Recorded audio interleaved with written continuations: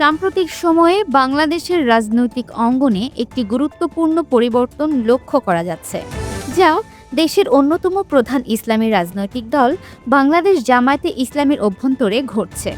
দলটির বর্তমান আমির ডক্টর শফিকুর রহমান এর দ্বিতীয় মেয়াদ শেষ হওয়ায় তাদের শীর্ষ নেতৃত্বে এক বড় ধরনের পরিবর্তনের আভাস পাওয়া যাচ্ছে। এই পরিবর্তন শুধু দলের কাঠামোগত নয়, বরং এটি জামায়াতের ভবিষ্যৎ রাজনৈতিক কৌশল ও গতিপথ নির্ধারণেও গুরুত্বপূর্ণ ভূমিকা রাখবে। জামায়াতে ইসলামীর বর্তমান আমির ডক্টর শফিকুর রহমানের মেয়াদ আসছে ডিসেম্বরে শেষ হচ্ছে। দলের গঠনতন্ত্র অনুযায়ী কেন্দ্রীয় গঠনগুলোর মেয়াদ ৩ বছর।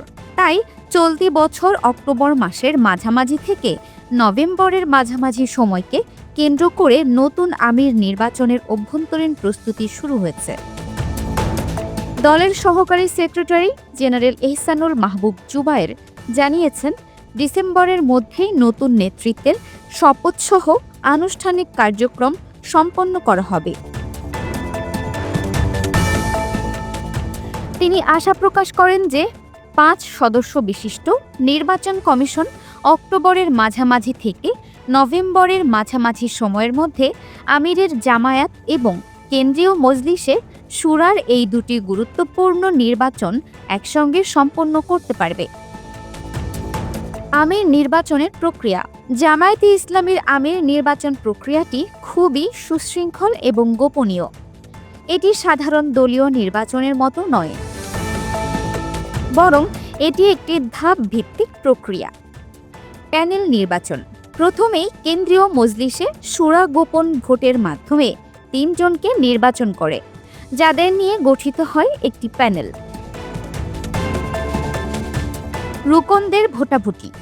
এই প্যানেলের সদস্যদের নাম দেশের সব রুকন অর্থাৎ পুরুষ ও নারী সদস্যদের কাছে পাঠানো হয়।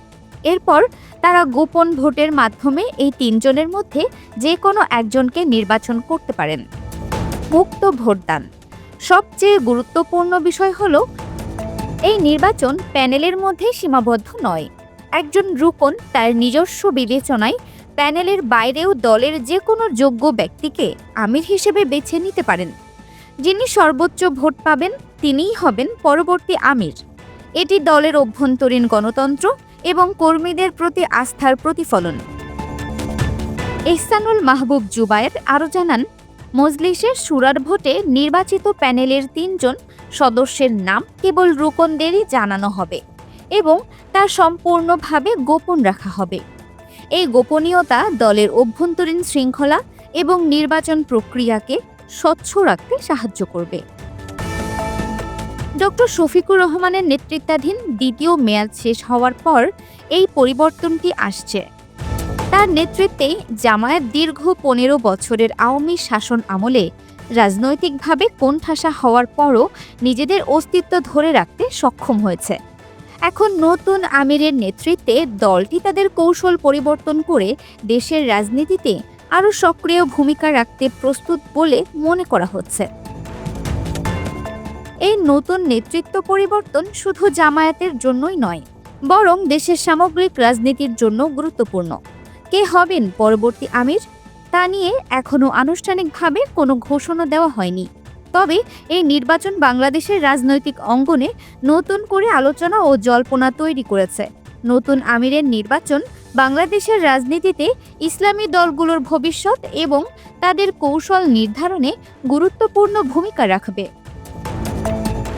Multimedia desk, Dinajpur TV.